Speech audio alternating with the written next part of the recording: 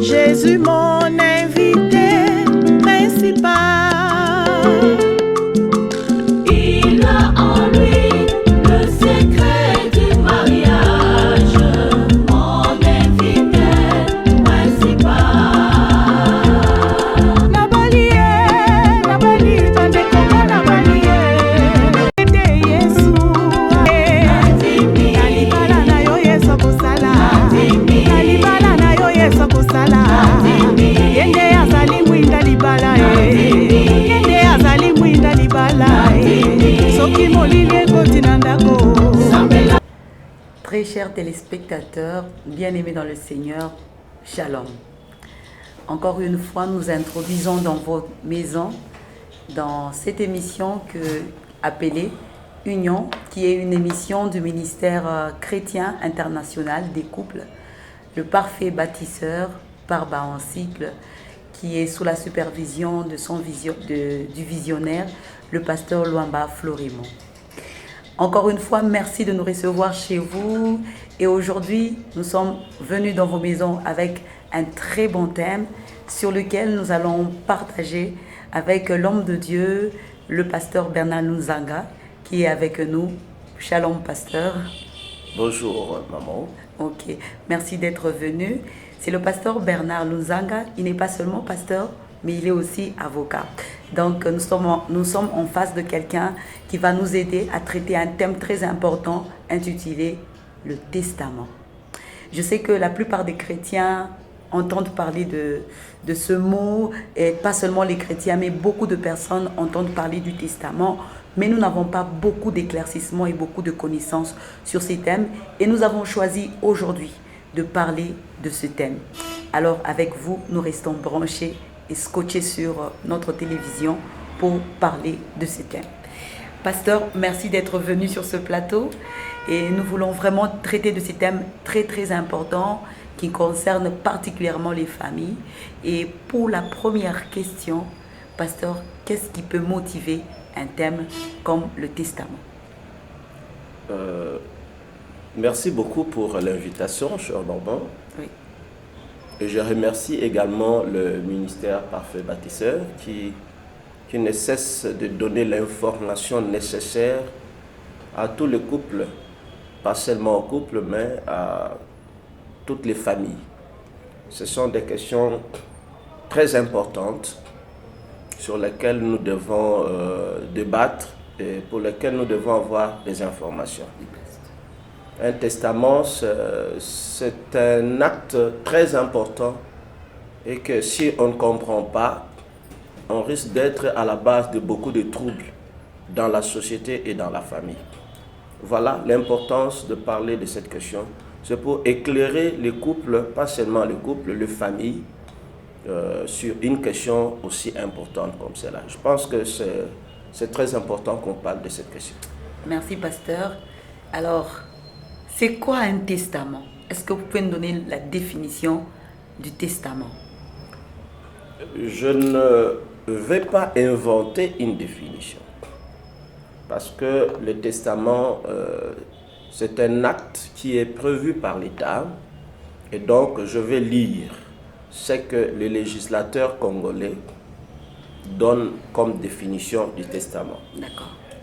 Dans le Code de la famille, au 4e livre, parlant de succession et libéralité, au titre premier de succession, à son 3e chapitre, le Code de la famille prévoit les règles relatives au testament. Alors, je vais lire la définition que l'article 766 nous donne.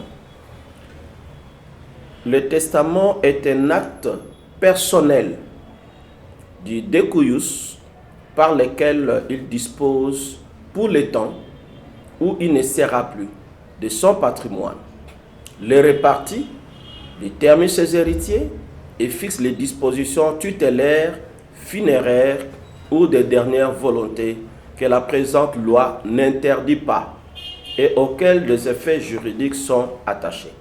Voilà, c'est ça la définition que le législateur donne de la définition du testament plutôt. Alors, s'il faut expliquer cette définition, je pense qu'il y a des mots-clés. Le législateur dit c'est un acte personnel. Donc, c'est un acte, c'est un écrit qu'une personne seule peut établir, dans lequel écrit, il dresse la liste de ses biens, meubles comme immeubles. Il dresse la liste des héritiers. Il dresse la liste des dépenses qui seront faites ou de la répartition. Et il dresse aussi, il détermine comment les enfants mineurs d'âge seront pris en charge dans leur tutelle. Mais il parle également des frais qui vont couvrir son enterrement. Donc, c'est ça, il prévoit. Et pour quel effet? C'est pour que ce qu'il dit soit respecté après sa mort. Donc, le testament n'est qu'un acte qui sort ses effets après la mort d'un homme ou d'une personne. Voilà brièvement en ce qui concerne la définition du testament. Donc le législateur a prévu une très très bonne définition et des bons détails dans cette grande définition. Mais quelle est l'importance du testament? Quels sont les avantages? Parce qu'ici je vois déjà, on doit mettre dans les testaments tout ce qu'on a comme bien, les héritiers, comment faire les répartitions, même tout ce qui tourne autour des funérailles de la personne. Mais quelle est l'importance et quels sont les avantages? Le testament a vraiment sa place dans la vie d'un homme. Et je voudrais dire ici d'un homme responsable. Parce que du moment que vous vivez, vous gérez vos biens en responsable. Et je pense que le sens des responsabilités ne va pas s'arrêter avec sa mort, votre mort. Voilà. Il faudra que le sens de votre responsabilité continue ses effets même quand vous n'êtes pas là, en ce qui concerne les biens que vous avez acquis de votre vivant. Donc, c'est très important. Et en d'autres termes, c'est mettre de l'ordre, pérenniser l'ordre, même en votre absence. Donc, établir un ordre quant à la gestion de vos biens, même après votre absence. Je dis que c'est vraiment un sens des responsabilités. Je n'accepterai pas ce que j'ai acquis du vivant, que ça reste dilapidé en désordre. Un homme responsable, je le dis bien, doit dire comment il entend gérer ses biens à son absence. L'avantage, c'est que ça évite à la famille le désordre. Ça détermine qui a un droit et ça détermine ce qu'on a eu. Ça peut être dans l'actif comme dans le passif. Parce que vous pouvez laisser des dettes, mais il faut qu'on sache comment vos dettes seront payées. Mais vous avez aussi laissé vos biens. Il faut dire comment vos biens seront gérés et qui vont bénéficier. C'est pourquoi j'appelle ça sens vraiment des responsabilités. Donc l'avantage, c'est que les héritiers sont connus, sont déterminés. L'ordre dans la jouissance sera également établi et ça va instaurer la paix dans la famille, mais aussi dans la société en ce qui concerne votre patrimoine. Voilà brièvement l'importance et les avantages qu'il y a du testament. En tout cas, pasteur, je suis très très contente parce que vraiment ça fait une suite logique avec l'émission que nous avons eue dernièrement avec le pasteur Florimond. Vraiment, mettre de l'ordre dans la maison ne concerne pas seulement le moment où on est vivant, même après sa mort, il faut qu'il y ait toujours de l'ordre. Et ici, vraiment, c'est un avantage que le pasteur nous a démontré. Alors, pasteur, une autre question qui arrive, est-ce que c'est obligatoire de faire un testament? Est-ce qu'il faut prendre un testament? Est-ce qu'il faut prendre mundu aifanya ayachi? Vous ne pensez pas que c'est aussi bien de laisser les choses comme ça? Par exemple, un papa qui a des enfants qui ne sont pas connus dans la famille, il n'a pas besoin de révéler le secret, parce qu'il révèle le secret après sa mort, ça risque d'entraîner encore beaucoup de désordres. Est-ce que c'est obligatoire de faire un testament? Le législateur ou l'État ne fait pas de cela une obligation, mais il prend des dispositions. Voilà. Ce sont des dispositions que l'on prend. Vous laissez un testament, on va gérer vos biens selon votre testament. Vous ne gérez pas les testaments, moi l'État j'impose. Alors je pense qu'un homme responsable ne va pas accepter que l'État s'ingère des biens qu'il a acquis de son vivant. Voilà. Pour établir l'ordre que lui l'État veut. Comprenez? C'est pourquoi je pense qu'il est très important. Ça doit être une obligation que chacun s'est fait. Kila mtu tu unajua unateswa juu ya bintu yako. Unakufa bintu yako inakuwa kwa mikono ya leta aseme huyu abebe autant huyu abebe. Mais je pense que c'est plus responsable quand moi-même ou toi-même qui as acquis tes biens que tu puisses déterminer comment tes biens seront gérés. Donc l'État ne fait pas de cela une obligation, mais l'État trace les dispositions nécessaires pour les testaments ou en dehors du testament, qu'est-ce qu'on peut faire? Merci, pasteur. L'État n'oblige pas, mais c'est bien, c'est responsable. Il y a quoi, tu as vraiment comment tes biens seront gérés après ta mort. Pasteur, maintenant, nous, en tant que chrétiens, est-ce que nous devons faire un testament? Si mon t'a géré après, c'est sûr que mon ordre mouyumba, est-ce que c'est vraiment un chrétien peut-il faire un testament? Je pense que faire un testament n'est pas un péché.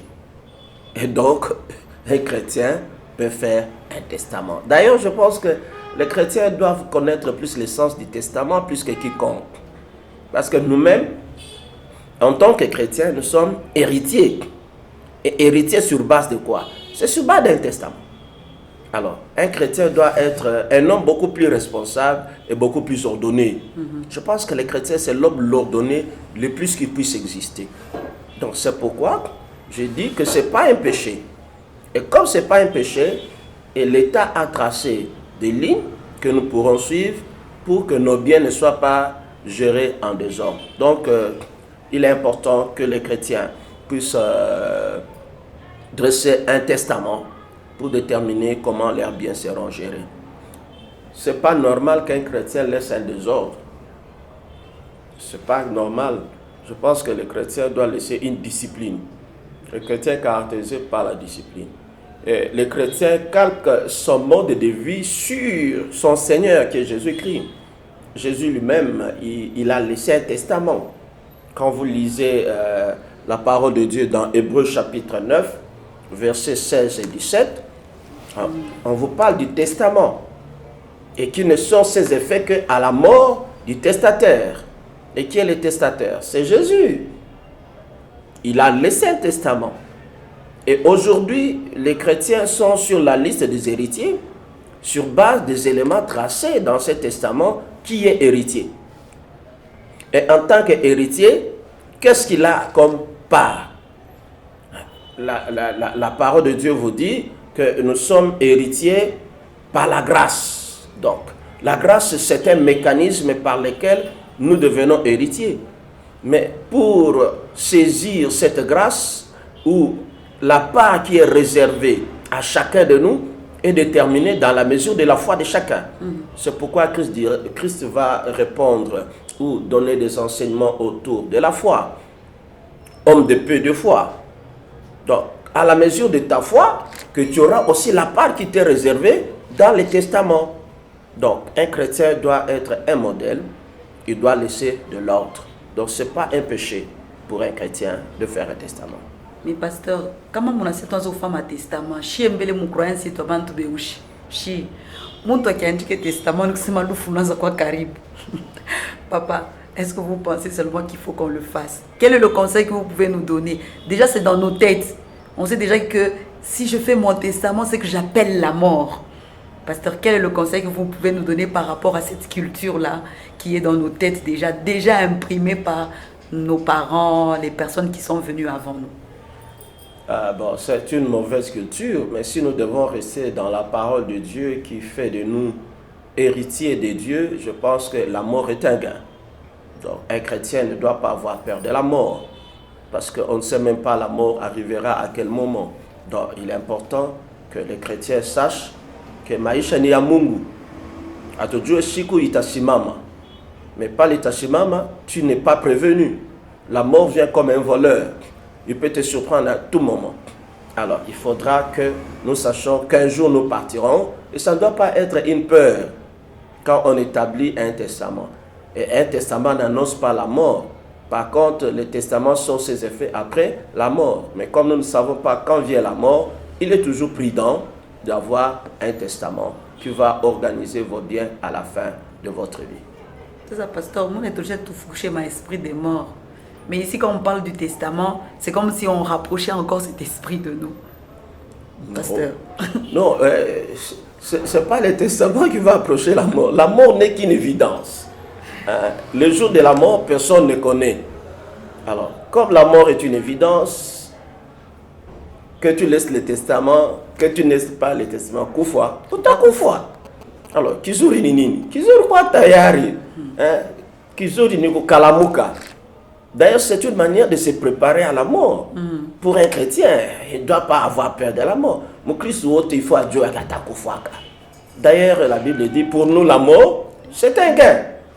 Parce qu'il y a plus d'héritage que nous aurons à jouir après la mort que du vivant, que de notre vie. Donc je pense qu'il n'y a pas de peur. L'esprit de mort n'est pas dans le testament. L'esprit de mort est dans l'esprit de l'homme. Mais Christ a déjà vaincu la mort. Un chrétien n'a pas peur de la mort. Amen. Et Paul dit que la mort met un gain. Christ lui-même a trouvé dans la mort un gain. Donc nous ne devons pas avoir peur de la mort. Par contre, nous devons être prévoyants pour ne pas laisser un désordre. Il dit, mais où Babariacha des ordres? Des ordres, Anacha Batoto, qui ne sont connus des personnes. Anacha Bintu, qui ne sont connus des personnes. Et quand il laisse ces Muyoma Natokeleya, Nkamba Natoka, Mutoto Fulani, où il y en a Beba Mpanya, où il y en a Beba Nkamba, où il y en a Beba, et ça crée un désordre. Moi je pense que quand on a un testament, il y a Saidia. Saidia, Jama, Léo Oturonaona, Baba Nakufa. Kesho petit frère ya baba anatokelea anatupa mama nje anatupa batoto nje anabeba bintu muyomba yangu. Mais kama we muyomba uriacha déjà testament yako ile désordre haitakuja. Je pense que c'est important d'ailleurs Kristo njo bakwanza ni bantu bakwanza kufanya testament. Je t'exhorte waza déjà kuandika testament yako. Ça ne va pas appeler la mort. Le testament peut faire 50 ans. Mais aussi, ce qui est vrai, vous ne changer de testament. Plus tu évolues, tu peux changer de testament, tu peux changer. Mais ce qui va compter, il y a Tanjika. Mais on tiendra aussi compte, il y a Iurianjika avant. Vous voyez, ce que tu avais écrit avant, on tiendra compte. Là où il y a des contradictions, il y a un testament, la seule volonté qui sera prise en compte, il y a Donc, chrétiens, soyons prudents, la mort. C'est une évidence, il ne suffit qu'à ça yoyote, mais il faut tout nacha ordre, Merci, pasteur. Vraiment, il faut toi, tu m'as ordre ma famille et tout. Pasteur, c'est ça, apa, mina tafta trouvé comme référence biblique. Yakuba onesha bale beko netufuata, ba Kristo, bala bana ba Kristo. Yakusema Yesu arita mambo à référence et plutôt il y a testament et que le testament c'est dans la parole de Dieu. Million na ulita verset à kwanza. Hébreux chapitre 9, le verset 16, Inasema, car là où il y a un testament, il est nécessaire que la mort du testateur soit constatée. Est-ce que moi, ma référence, il y a chrétien que vraiment la Bible parle du testament? Oui, il y a plusieurs versets. Hein? Oui. Quand vous lisez par exemple dans Tite chapitre 3, verset 7, vous verrez qu'on nous parle de testament. On nous parle de l'héritage. En fait, le terme testament vient pas d'une manière très régulière dans la Bible. Dans d'autres versions, d'ailleurs, on parle de l'alliance. Mais le terme héritier, c'est pourquoi j'ai dit que quand on parle du testament, c'est qu'on détermine la liste des héritiers. On n'est pas héritier sans testament. On est héritier du fait du testament. Alors, quand vous lisez la parole de Dieu, vous verrez que plusieurs fois, on parle d'héritier. Nous sommes héritiers de la promesse. Nous sommes héritiers par la grâce. Nous sommes héritiers du Christ. Et tous ces héritages, nous l'avons d'où? Ça part du testament. C'est que Christ nous a légué. Et lui-même, il dit, le Père m'a légué. Quand vous lisez dans Matthieu, chapitre 11, verset 27, toutes choses m'ont été données par mon Père et moi, je vous les donne. Donc, nous sommes héritiers du fait que Christ nous a légué tout l'héritage qu'il avait du Père. Vous voyez? Donc, il est important que l'on sache, dans Matthieu 11, comme je l'ai dit, dans Luc chapitre 22, verset 29, même le mandat que nous avons dans Matthieu 28, verset 18, ça démontre qu'il y a un testament que Christ dit. Comme le Père m'a envoyé, moi aussi. Donc, il nous lègue le mandat qu'il a reçu. Parce que l'héritage vient du testament. Et l'héritage, c'est tout ce qu'on a comme patrimoine qu'on donne à ceux qui sont restés vivants. Donc, Christ étant vivant, il avait un patrimoine. Et ce patrimoine, il a aussi légué par le testament aux chrétiens. Donc, c'est biblique. D'accord. C'est biblique. Mais il y a plusieurs...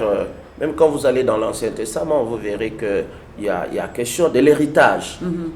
Même dans le Nouveau Testament, il y a question de l'héritage. Je risque de me retrouver plus totalement dans la Bible que rester dans un thème avec la loi comme vous l'avez souhaité. D'accord. Merci, pasteur, pour les références.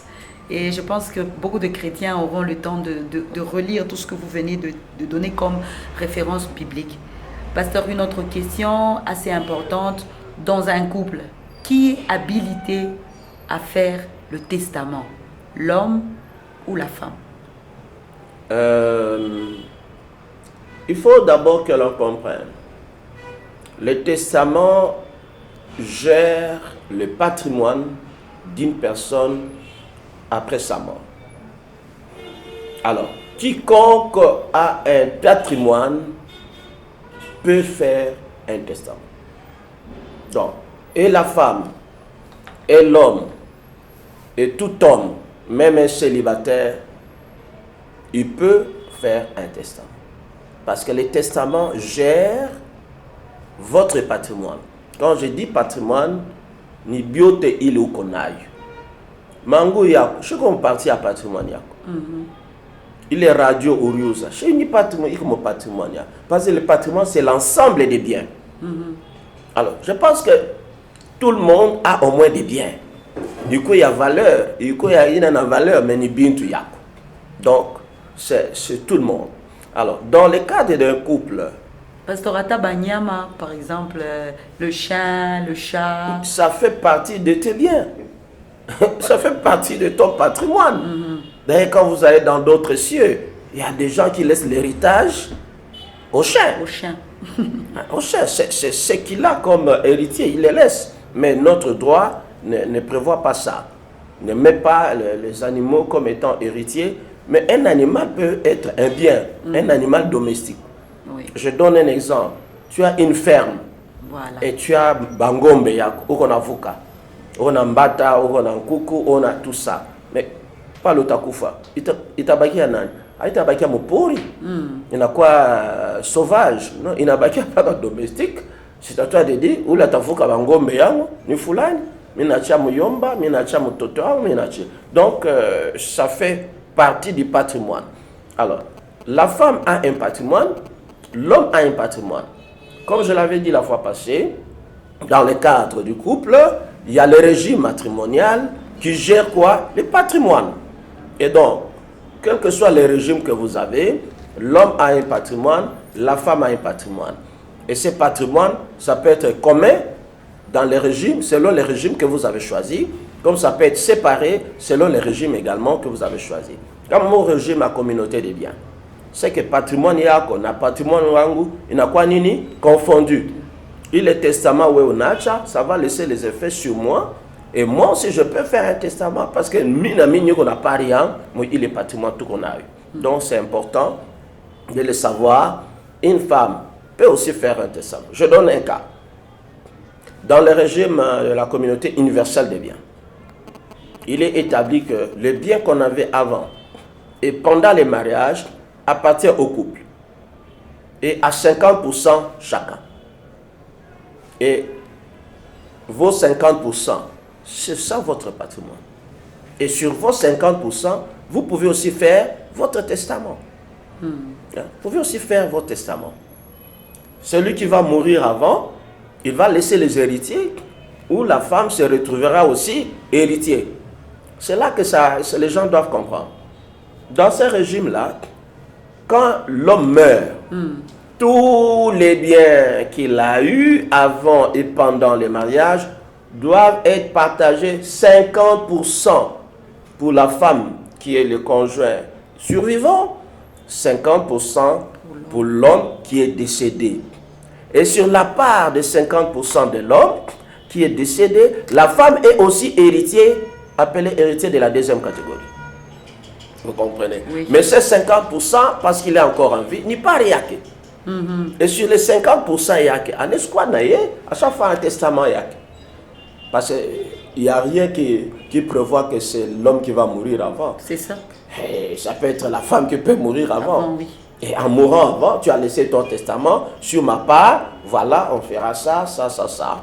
Et quand on vide les régimes, on prend les parts qui reviennent à la femme et on respecte sa dernière volonté renfermée dans les testaments. Donc, la femme peut aussi faire son testament, comme l'homme aussi peut faire son testament.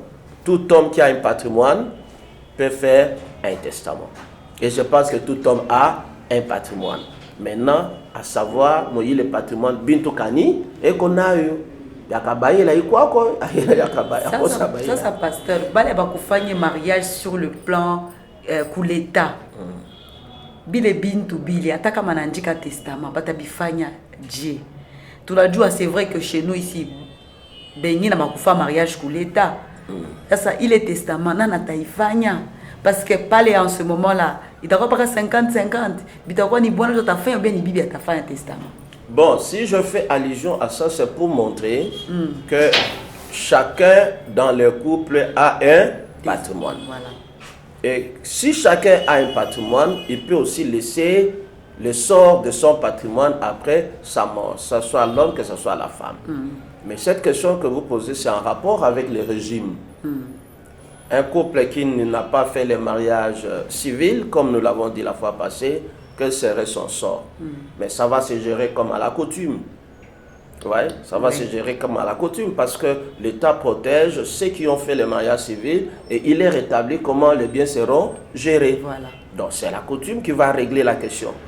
Et si votre coutume vous reconnaît des droits sur ce que vous avez eu, alors donc vous aurez aussi votre héritage en rapport avec ce que vous aurez eu. D'accord. Voilà. Merci, pasteur.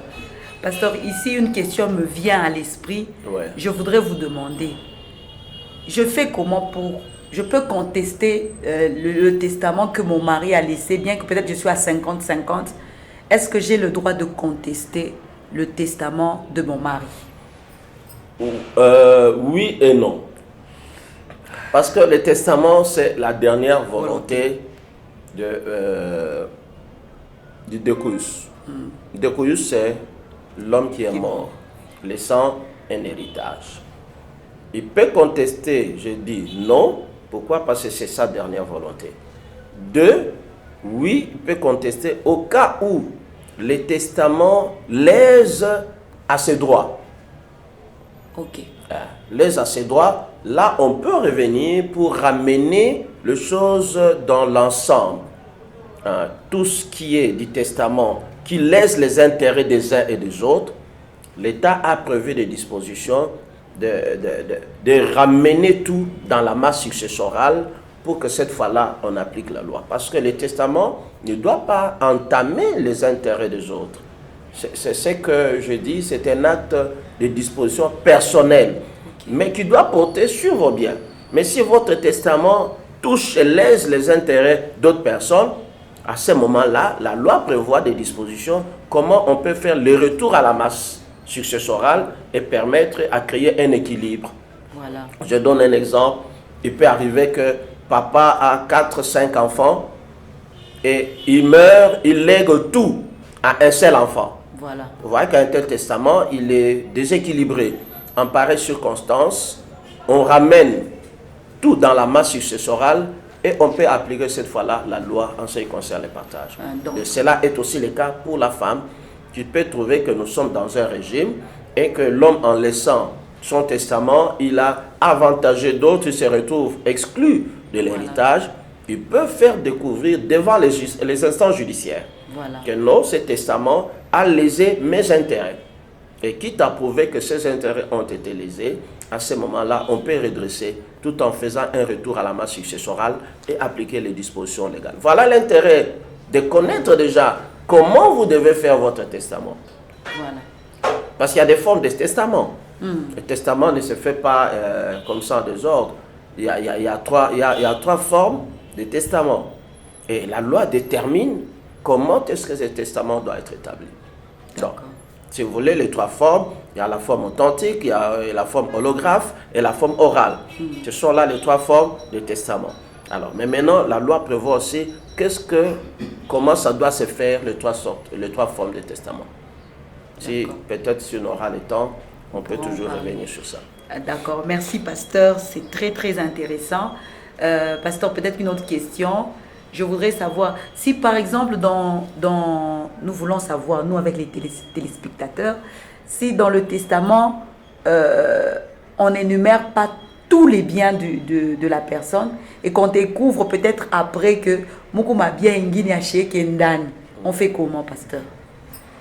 Bon, c'est vrai, mais d'abord, comment il va faire? C'est pourquoi il est important qu'on connaisse qu'est-ce qu'on doit mettre dans le testament.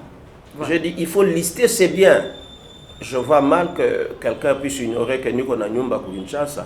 Ça, ce sont des choses, je ne sais pas si ça peut arriver. C'est pour cacher. Des fois, il y a des gens qui aiment cacher. Bon, mais ils cachent. Mais le testament, jusqu'à preuve du contraire, il est caché. Parce que même si vous cachez, ça paraîtra. Mais vous créez des désordres. Voilà. Et vous laissez des confusions après vous. Mais si on découvre qu'il y a des biens qui n'ont pas fait partie du testament, par la suite, après la mort de la personne, on va récupérer ces biens. En récupérant ces biens, cette fois-là, on va appliquer la loi. Voilà. Parce que là, c'est comme s'il est mort sans laisser un testament, en ce qui concerne tel bien. Vous voyez? Donc ces biens-là ont échappé au testament, mais ils vont tomber sous le coup de la loi.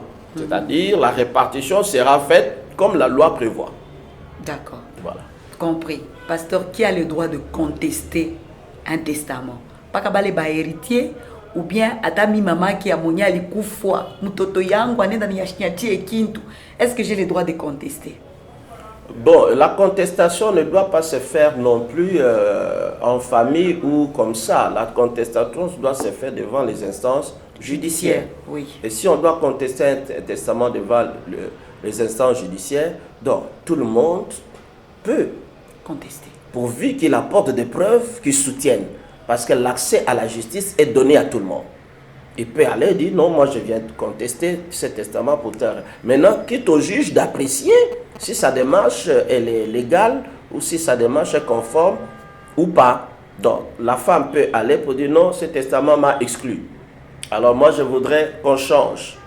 Alors le juge va l'écouter et le juge va apprécier sur base des éléments. Voilà. De preuves qu'il va apporter, et à ce moment-là, on va départager le parti. Donc, tout le monde peut contester, mais il faut prouver que vous avez qualité et vous avez droit de contester. Et celui qui va vous dire que vous avez droit ou qualité de le faire, c'est le juge. Merci, qui représente l'État. D'accord, pasteur. Ouais. Peut-être prendre un petit exemple pour que qu'on puisse davantage comprendre. Comment baba likwa la batoto bakumpembeni, parce que ça peut arriver et qu'on ne les connaissait pas. Eux aussi, ils ont le droit de contester un testament. Bon, là, c'est une question, une autre branche pratiquement du droit qu'on peut, un autre aspect, c'est-à-dire un enfant qui n'a pas été reconnu du vivant de son père. Voilà. C'est que, là je reviens à l'intérêt du mariage civil. Parce que quand vous faites le mariage civil, la présomption est que tous les enfants qui naissent dans les mariages sont les enfants du père. Voilà. Même si la réalité peut être ailleurs. Sont les enfants. C'est une présomption qui est là. Alors, tout enfant qui est né hors le mariage qui est protégé par l'État, vous voyez qu'il ne tombe pas dans cette présomption. Alors maintenant là, il faut prouver. Voilà. Il faut prouver. Alors, le papa doit faire la filiation, donc il doit faire une démarche pour reconnaître que c'est mon enfant. Et s'il ne l'a pas fait, Le père est mort. Maintenant, les enfants sont restés. Ils réalisent que c'est notre père. C'est à eux maintenant de faire une démarche de recherche de paternité. Il faudra que l'État, par le voie du tribunal, reconnaisse, ah non, effectivement, c'était les enfants de tel. Ok. S'il y a contestation dans la famille, parce qu'il y a des familles qui peuvent dire non, nous reconnaissons que notre papa avait laissé tel enfant.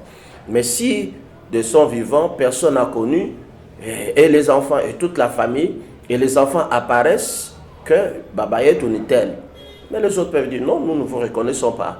Le testament ne parle pas de vous, nous ne vous avons jamais vu. C'est à eux maintenant de faire une démarche de recherche de paternité.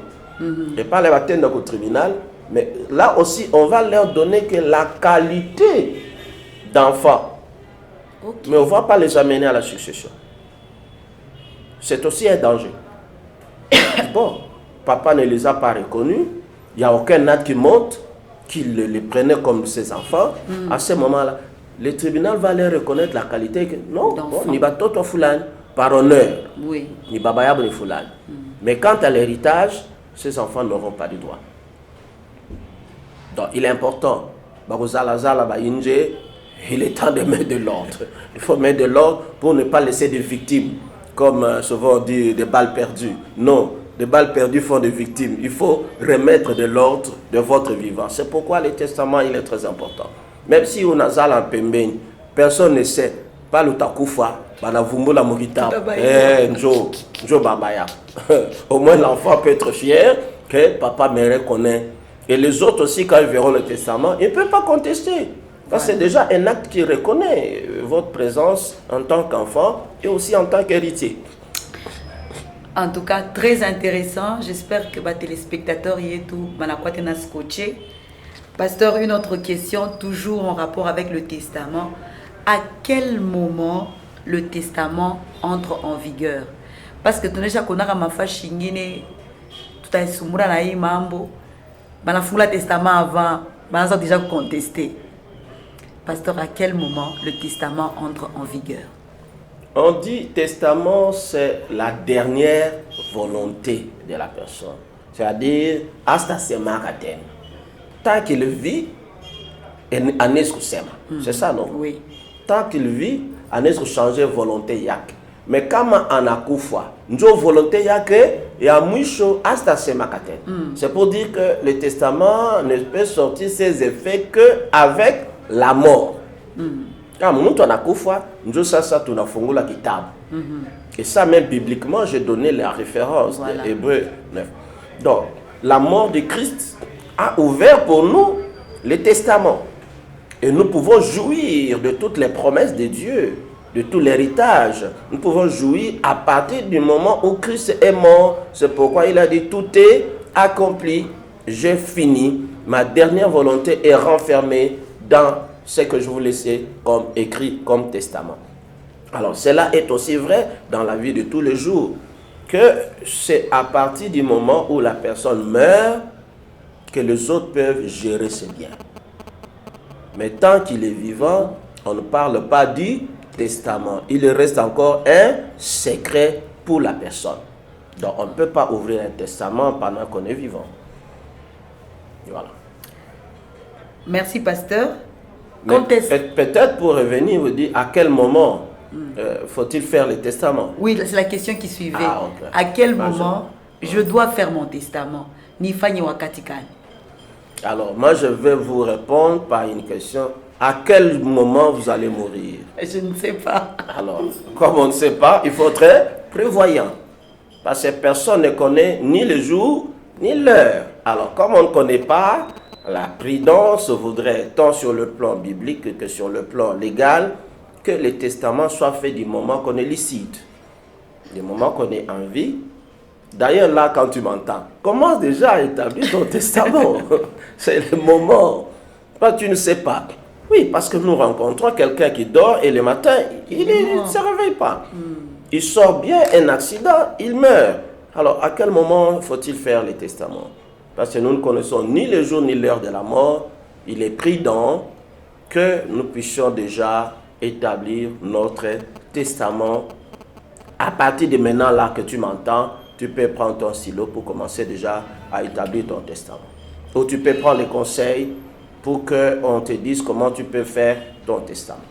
Pasteur, même si j'ai 16 ans et que j'ai des biens, on s'est déjà rendu des jeunes qui ont 16 ans, qui ont des biens, qui sont, je ne sais pas, ils ont des biens. Ils peuvent aussi faire des testaments?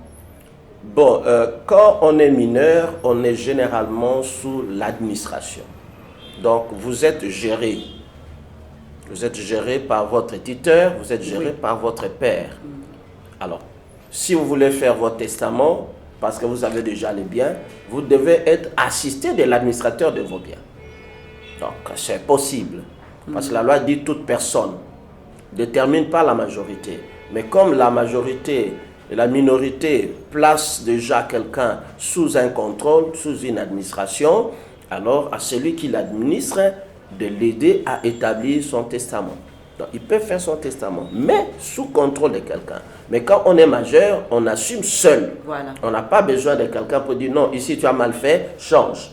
Mais un administrateur, quelqu'un qui est votre tuteur, il peut facilement vous encadrer dans la gestion de vos biens après vous. Parce que la mort frappe même les mineurs. Oui. Mais c'est ici chez nous qu'on voit rarement un mineur qui a les moyens. Mais on peut être mineur, on a un patrimoine très enrichi. Bon, même pas ça. Mais en tant que mineur, on peut être ayant droit. Oui. Il sait que j'aurai à hériter de mon père, mais je peux mourir avant mon père. Mais que sera le sort de mes biens? Donc, celui qui gère l'enfant, soit c'est son tuteur, soit c'est son administrateur pour les incapables, alors à ce moment-là, il peut aider la personne à faire son testament.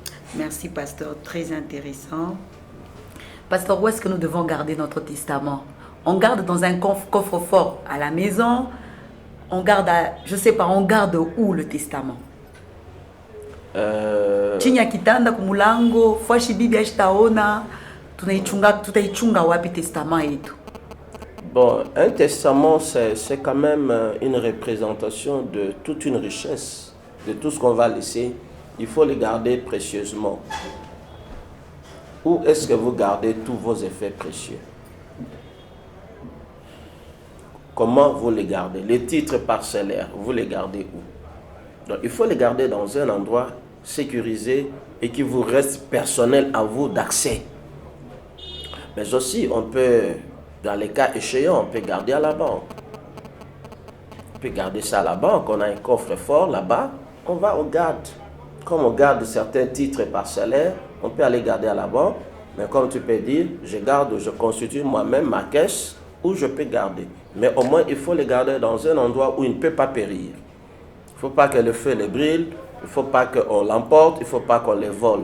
C'est un bien précieux qu'il faut jalousement garder. C'est à vous d'apprécier où vous pouvez les garder. Vous pouvez les garder même auprès de votre avocat. Parce qu'ils sont liés par les secrets professionnels. Vous pouvez les garder auprès de la banque. Comme aussi vous pouvez établir quelqu'un de plus précieux pour vous, auprès de qui vous pouvez laisser vos effets précieux. Un membre de la famille? Ça dépend du degré de la confiance que vous avez de la personne. Parce que c'est une chose précieuse, vous pouvez garder auprès des membres de la famille à qui vous avez vraiment confiance et qui peut valablement présenter la chose même à votre absence. D'accord. Ouais. Merci. Donc, on peut garder à la banque, on peut donner ça à un avocat ou bien à quelqu'un à qui on fait vraiment confiance. Mais ce qui est aussi vrai, le tout testament doit être dans le testament authentique, c'est-à-dire c'est en présence du notaire. Donc, le notaire de la ville, il garde sa copie, mais vous gardez votre copie. Parce qu'il peut y arriver une perte, vous pouvez recourir auprès du notaire. Comme aussi dans les cas de testament holographe, vous pouvez aussi aller vers l'officier de l'état civil, ou soit devant le notaire, vous pouvez aussi retrouver une copie. Mais aussi, il y a un registre où on établit les différents testaments et que tout le monde peut consulter. Ok. Ouais. Donc l'officier de l'état civil, il peut recevoir, il légalise votre testament et il garde une copie et il vous inscrit dans les registres. Donc il faut se référer également. Vous pouvez aussi garder, au moins lui gardera votre copie. Mais non, lui gardera sa copie, mais vous devez garder. Et où garder ça? c'est vraiment dans un endroit précieux pour ne pas laisser des querelles, qu'on accède à cela avant votre mort, ça risque d'influencer votre volonté. Vous avez répondu un peu à la question qui suivait. Oui. Si le testament se perd, qu'est-ce qu'on fait? On fait comment? Mais vous avez répondu un peu à la question. Si vous, de votre vivant, vous constatez que votre testament est perdu, vous pouvez dire, Chat Badani Bayo. Alors, tu peux faire un autre, parce que tu es encore en vie. Mais si tu es mort? Mais si toi tu es mort, les autres constatent que le testament a disparu. Ils peuvent aller chez le notaire, voilà. Ils peuvent aller chez l'officier de l'état civil. D'accord. Parce que là, il y a au moins un registre à l'officier de l'état civil qui inscrit tous les testaments. Ça existe? Oui, il y a l'officier de l'état civil. Chez nous, le registre. Il y a aussi un notaire, oui, ça existe. Parce que nous n'avons pas la culture. C'est la culture. C'est la culture. Voilà les pesants d'or de ces sujets pour éveiller un peu l'attention de tout le monde. Tu peux aller demander à l'officier de l'état civil, à la commune, pour dire non, mon père avait laissé un testament, mais nous avons perdu. Est-ce qu'il y a lieu que je consulte les registres? Voilà. On peut consulter les registres et retrouver les traces qu'effectivement il avait laissé le testament, il est classé. Vous pouvez les consulter et vous consulter. Ah, ok, d'accord. Donc c'est possible, après la perte du testament, de le retrouver si on l'a fait enregistrer ou on l'a mis quelque part. Oui, c'est ça l'intérêt aussi de savoir comment doit être rédigé et quelles sont les formalités qui entourent les testaments. Parce que tu peux faire ton testament croyant que c'est un testament, en réalité c'est un tract que tu laisses qui n'a pas de valeur. Oui. La loi prévoit la manière qu'on peut faire les testaments. Donc, quand nous parlons de testament authentique, là c'est vous-même. Vous le faites devant le notaire et vous signez, le notaire contresigne et vous signez. Ça, c'est la forme authentique du testament. Mais la forme holographe, vous écrivez par la main. Ok. Ouais. Vous écrivez vous-même par la main votre testament et vous le signez également. Comme aussi, vous pouvez dire non, moi je ne sais pas écrire. On peut dactylographier pour moi. On peut dactylographier pour vous, mais à chaque page, vous devez dire les circonstances qui ont fait pour qu'on puisse dactylographier. Et vous paraphez dans toutes ces pages-là. Et vous signez. Ouais. Ça, c'est une forme, la forme holographe. Alors, ça vous permet à ce que votre testament soit quand même sécurisé. Mais toutes ces formes là-bas, ça doit être aussi déposé devant l'officier, devant le notaire. Oui, oui. Mais comme aussi vous pouvez faire un testament oral. Vous pouvez faire un testament oral, sentant sa mort arriver. Vous dites non, moi je sens que la mort va arriver. Alors je ne sais pas écrire, je suis incapable d'écrire ou de me déplacer. Alors à ce moment-là, vous pouvez appeler quelqu'un de témoin qui peut venir. Il faut pour vous. Okay. Mais pour que vous puissiez signer, il faudra que l'officier de l'état civil soit là. Il doit être présent pour légaliser. Vous voyez? Parce que ça peut arriver. Mais cette forme-là orale n'est valable que pour 3 mois.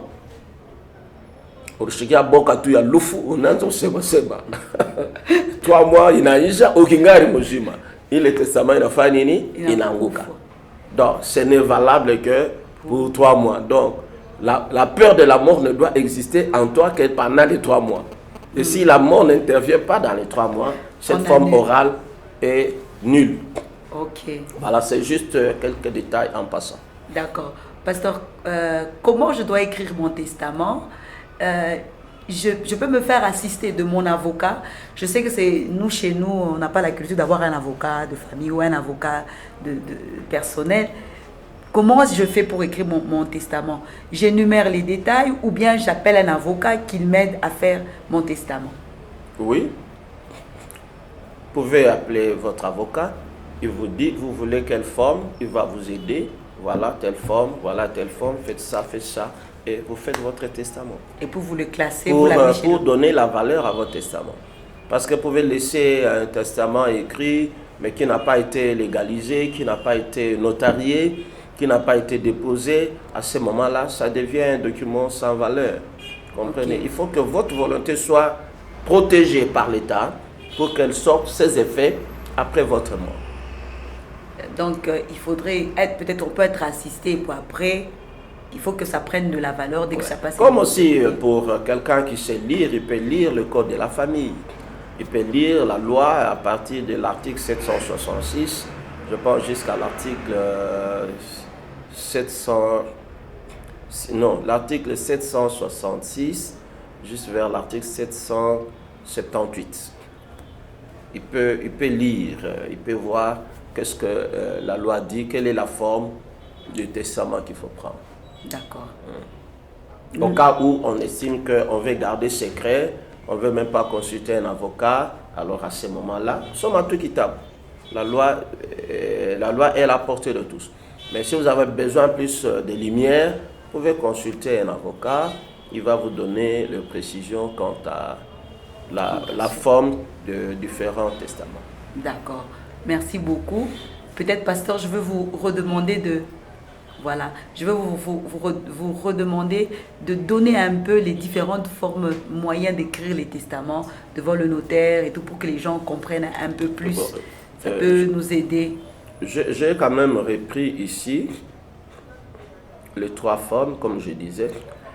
La forme authentique est celui établi par les testateurs, soit devant le notaire, soit devant l'officier de l'état civil, de son domicile ou de sa résidence.